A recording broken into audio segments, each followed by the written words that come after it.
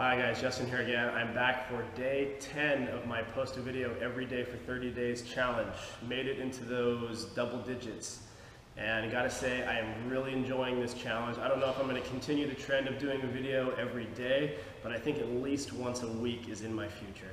The whole purpose of this challenge was to get over some of the fear that I had about putting myself out there on video. And I'm really enjoying this medium of sharing and teaching. So it's definitely going to be something that I continue in the future.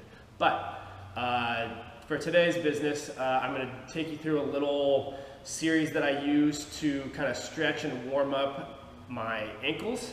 I use this with some of my gymnasts and some of my athletes. And also on myself. I had a pretty bad ankle injury 5 or 6 months ago, and it's still really stiff, but this little circuit I do quite often, and it helps bring me back a little bit, and my ankle strength and mobility is coming back. So pretty simple. We're gonna start going through, and then we just are gonna make some circles on your own at first, right? Trying to be as smooth as you can. Just moving your foot around, doing some circles. Then you can take your hand and make those circles even bigger, right? Going nice and slow. You can stop in any place that you feel you might need a stretch. Trying to draw the biggest circle that you can. Then make sure we go both directions.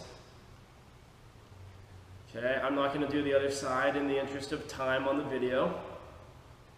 Okay, and then the next thing is just sitting back on our feet like this. Okay, for a lot of us, sitting back like this is an ankle stretch and a top of the foot stretch.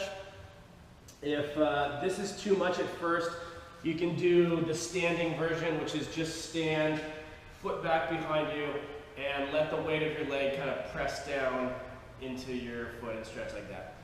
For now, we're going to do the sitting on our feet version, okay? And if you want to add a little bit of intensity to it, we can lean back, going as far back as you feel comfortable. Sometimes we'll go all the way back, put the head on the ground. Tends to be more of a quad and hip flexor stretch at that point, okay? But then how we can add to the ankle and foot stretch here is just let those knees come up, and I'm pressing those feet into the ground and letting them come forward like this. Okay, and then the last thing we're going to do is going back the other way to stretch on our ankles the other direction. Okay, so I like to start with foot arches right next to my knee here. We can sit back on this one foot. You can do a single leg variation of the one that we were just doing before.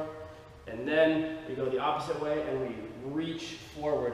Okay, I'm keeping my heel flat on the ground on this one, and I'm using my weight to press my knee as far forward over my toes as I can on this foot. Okay, so I'm actively pressing that heel into the ground. You really get a lengthening right here. And then go through and do the other side.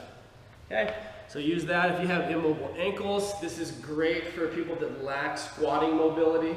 Quite often people that have trouble hitting the bottom of a full depth squat, it's not hip or hamstring limiting, it's their ankle mobility. Their knee can't come far enough over their toes to allow them to sit all the way down into the bottom of a full depth squat. So I'm going to do something a little bit more in depth, pistol and squat mobility wise in tomorrow's video. But for now, give this little circuit a shot and see how your ankles move afterwards. Thanks. See you guys next time.